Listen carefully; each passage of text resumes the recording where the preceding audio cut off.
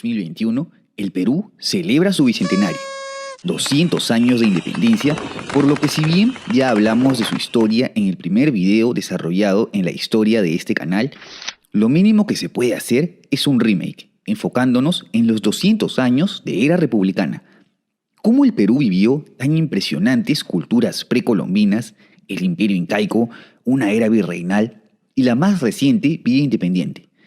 ¿Te interesa resumir todo esto en unos cuantos minutos?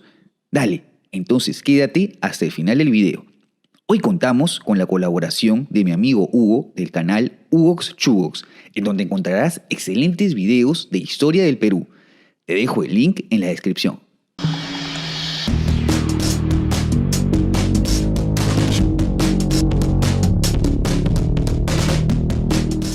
La historia del Perú antiguo es sencillamente cautivadora debido a la variedad de culturas que se asentaron en el territorio. Los arqueólogos estiman que la civilización Caral en el norte chico fue el germen de una forma de gobierno que se prolongaría por todas las sociedades andinas subsiguientes. Surgida hacia el 3000 a.C., Caral es contemporánea con otras civilizaciones como el antiguo Egipto, el Valle del Indo o Sumeria. Las culturas y civilizaciones posteriores se suelen periodizar en 3 horizontes y 2 intermedios. En el horizonte temprano destacan culturas como Chavín y Paracas. La primera abarcó casi toda la costa peruana y es recordada por sus increíbles manifestaciones culturales como la estela de Raimondi y las cabezas clavas. Los Paracas, por su parte, destacaron por sus dotes en medicina con sus trepanaciones craneanas, así como por el culto a sus muertos, a quienes envolvían en fardos funerarios. En el intermedio temprano tenemos a la cultura Nazca, asentada en el actual Ica, y a quien se le conoce por las misteriosas líneas de Nazca, cuyo origen y significado es aún incierto. Los Moche, asentados en la costa norte del Perú, destacaron por sus dotes arquitectónicos plasmados en notables construcciones como la Huaca del Sol y la Luna. Durante el Horizonte Medio surgen grandes imperios como la cultura Huari, que abarcó gran parte central de los Andes, así como Tiahuanaco, que se extendió también por parte de los actuales Chile y Bolivia, estando centrado en este último país. A esto le sigue el periodo del Intermedio Tardío, en donde destaca el reino Chimú, desprendido de Huari, y cuyo legado se deja ver en Chanchán, la ciudad construida en adobe más grande de América.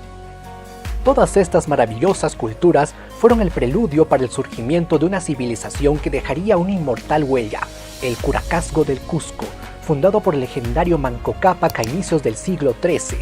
Se estima que los quechuas y puquinas, etnias que predominaron en este estado, habrían huido de las invasiones aymaras para establecerse en el Cusco, desde donde se impusieron sobre las etnias vecinas. Pero no sería hasta el ascenso del Inca Pachacútec que el Cusco comienza una rápida expansión, que fue continuada por sus descendientes Tupac Inca Yupanqui y Huayna Cápac. En solo unas décadas, el ahora consolidado imperio incaico se expandía por un extenso territorio que abarcó partes de las actuales Colombia, Ecuador, Perú, Bolivia, Chile y Argentina.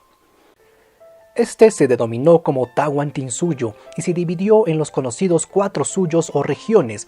El legado de los incas es extraordinario. Construcciones como Machu Picchu, Ollantaytambo y Sacsayhuamán siguen siendo el orgullo de los peruanos. Su gran expansión se debió al sometimiento de otros pueblos, ya sea por enfrentamientos militares o por alianzas matrimoniales.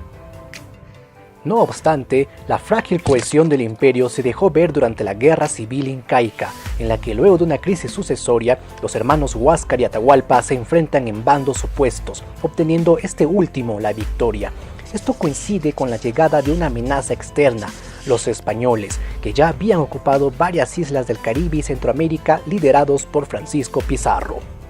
Los invasores aprovecharían los duros conflictos internos y pusieron de su lado a varios pueblos dentro del imperio, tales como los Chachapoyas y los Cañaris, para derrotar finalmente a Atahualpa y posteriormente a la resistencia conocida como los Incas de Vilcabamba, derrotados en 1572.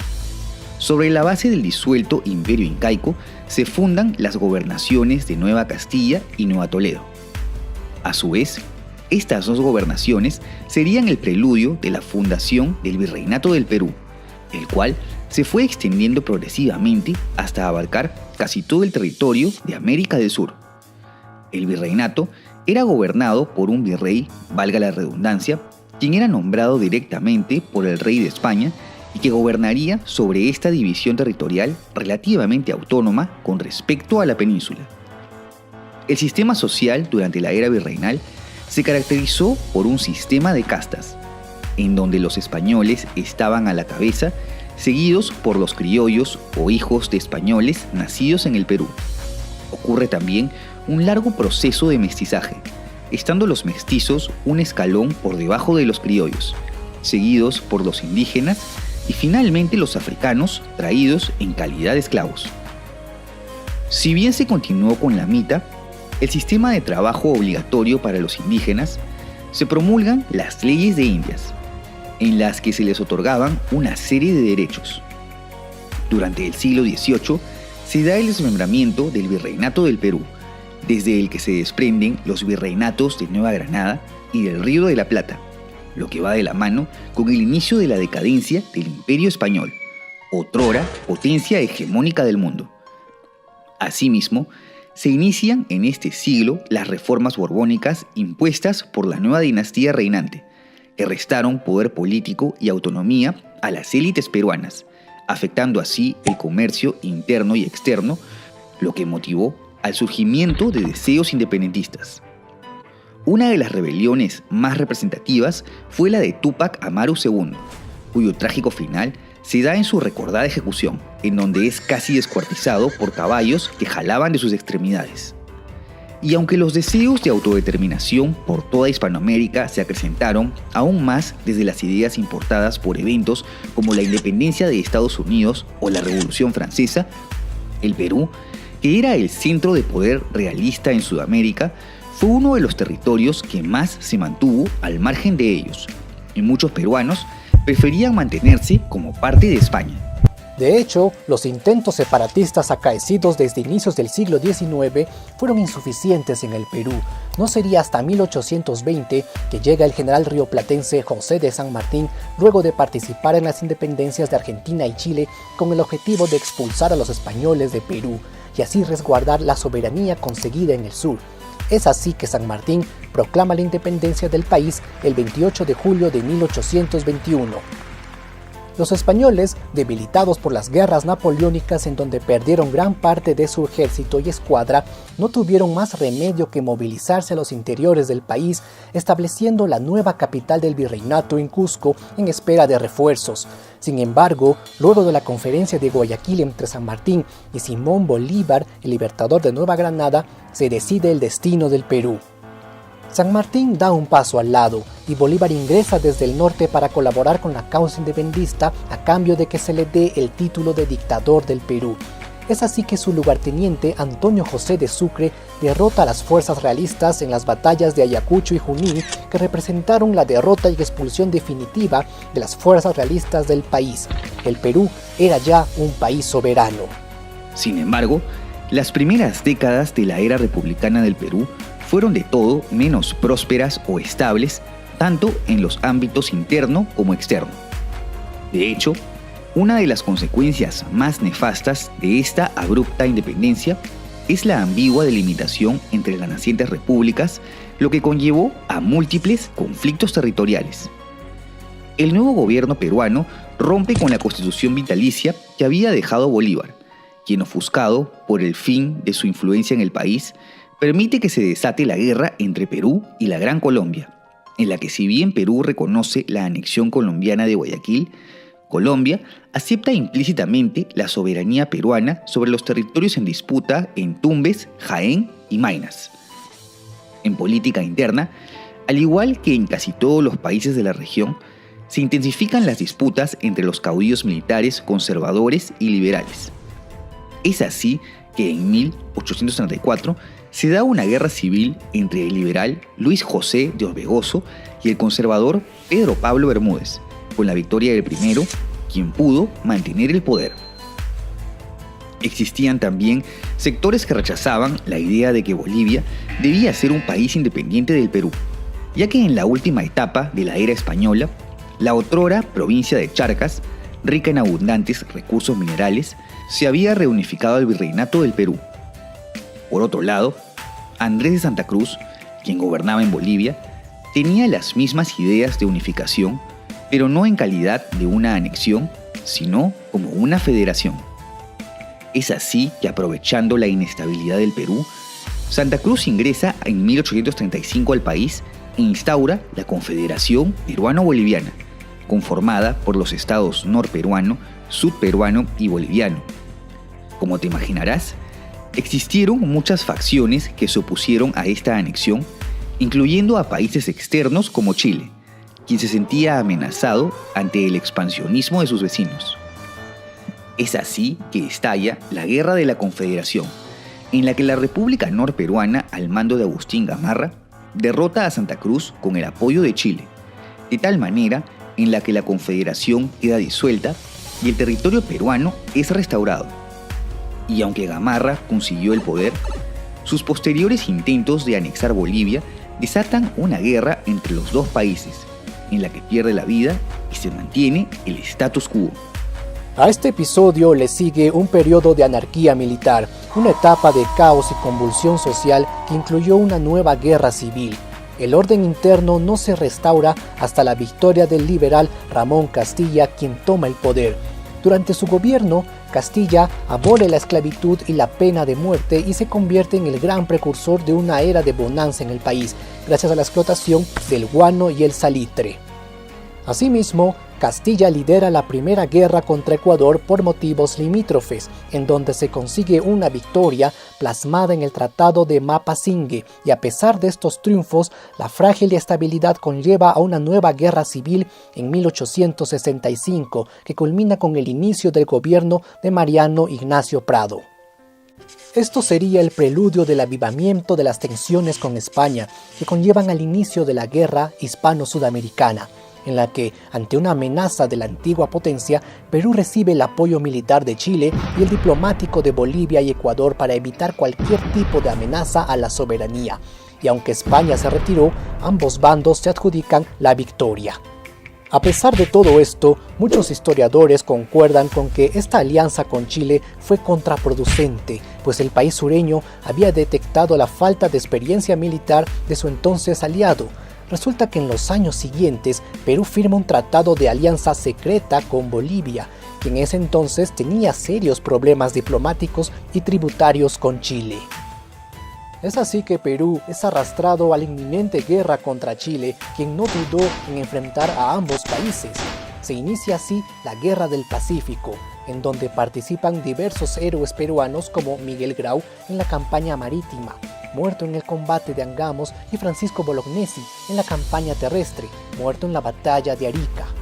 Con el retiro de Bolivia tras la batalla de Tacna, Perú se queda combatiendo solo y persiste en su resistencia a pesar de que los chilenos llegan hasta la capital Lima. Los esfuerzos de Andrés Avelino Cáceres durante la campaña de la Breña fueron infructuosos y finalmente Perú se ve forzado a rendirse y a ceder los territorios de Tarapacá, Arica y Tacna, la cual no fue reincorporada al Perú hasta 1929. Tras este desastroso conflicto y subsecuentes guerras civiles, Cáceres termina siendo vencido por Nicolás de Piérola, considerado por muchos como un gran traidor. Piérola instaura la República Aristocrática, llamada así debido al dominio de las oligarquías. Esto ocurre dentro del contexto que se conoció como la Reconstrucción Nacional.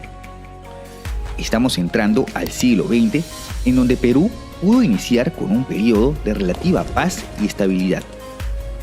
Para mantenerla, se tuvo que ceder ciertas cosas, como la anexión brasileña del Acre, sobre la que Bolivia tenía mayor soberanía, pero que hubiera sido una gran ganancia con semejantes recursos para el país. La República Aristocrática acaba con un golpe de Estado liderado por el entonces candidato presidencial Augusto Leguía, quien contaba con el apoyo de la Gendarmería. En pro de un gobierno que se preocupe más por el pueblo, Leguía establece una dictadura conocida como el Oncenio, en la que se fomentó el reconocimiento de las comunidades indígenas y se amedrentó constantemente a la oposición. Leguía no sería depuesto hasta un nuevo golpe de Estado liderado por Luis Miguel Sánchez Cerro. El militar enfrentaría un nuevo conflicto contra Colombia en el río Putumayo, en el que se mantiene el status quo y se ratifica el Tratado Salomón-Lozano en 1922, que estipulaba que la disputada Leticia pasaría bajo soberanía colombiana. Sánchez Cerro es asesinado por un joven del partido aprista en un contexto en el que irrumpían movimientos populares como el mencionado APRA y el Partido Comunista Peruano. El siguiente conflicto internacional se daría contra Ecuador por la soberanía de los disputados Tumbes, Jaén y Maynas, que culmina con una decisiva victoria peruana y la ratificación de su soberanía sobre el territorio en conflicto plasmada en el Protocolo de Río de Janeiro. Destaca aquí la inmolación del teniente José Abelardo Quiñones, que sirvió de inspiración para el nombre de mi colegio. En la década de los 50 destaca el ochenio de Manuel Odría, caracterizado por políticas económicas liberales y un retorno al militarismo. En los 60, las medidas liberales fueron continuadas por el gobierno de Fernando Belaúnde. Sin embargo, las amplias brechas entre las clases sociales generaron que el inminente golpe de Estado que derrocó a Belaúnde tuviera sustento popular. El presidente del Partido Acción Popular fue derrotado por el militar Juan Velasco Alvarado, de ideología antiimperialista y antioligarca, recordado por su famosa reforma agraria en la que se expropiaron las tierras de los hacendados. Si bien esto fue en pro de los abusos cometidos contra los peones en los latifundios, lo cierto es que sus reformas derivaron en un descalabro económico que a la larga incrementó la pobreza en el país. El tremendo descontento popular por la pobreza y desigualdades, incrementado con el desastroso primer gobierno de Alan García, fue el caldo de cultivo perfecto para el ascenso de nuevos grupos terroristas con ideas marxistas y maoístas, tales como Sendero Luminoso y el MRTA, quienes inician una guerra contra el Estado peruano, con el objetivo de derrocarlo e instaurar un gobierno comunista. Durante esta triste etapa, unos 70.000 peruanos perdieron la vida. Sendero Luminoso sería derrotado en 1992 con la captura de Abimael Guzmán y el MRTA luego de la famosa Operación Chavín de Huántar durante el gobierno de Alberto Fujimori. El controversial presidente, elegido desde 1990, adoptaría una nueva constitución que reemplazaría a la estatista de 1979. Y aunque la situación social y económica se estabilizaron durante su gobierno y que mantuvo casi intacta la soberanía del país durante la guerra del Cenepa contra Ecuador, Fujimori fue acusado de corrupción y capturado luego de que huyese del país en el 2001. Ya durante el siglo XXI, diversos presidentes se han sucedido de manera democrática y el país ha vivido una era de bonanza y estabilidad. No obstante, el reciente quinquenio se caracterizó por una fuerte inestabilidad política luego de que en tan solo 5 años se sucedieran 4 presidentes, debido a la política obstruccionista de la hija del ex dictador Keiko Fujimori, quien lideraba una mayoría abrumadora en el Congreso. Y a pesar de la tremenda antipatía ganada, la política llegó a segunda vuelta electoral en los recientes comicios, en donde es vencida por Pedro Castillo, un sindicalista que representa un partido con ideas marxistas-leninistas que muchos asocian a la era oscura del terrorismo en el Perú. Definitivamente, el Perú se encuentra más polarizado que nunca en vísperas de la celebración del Bicentenario.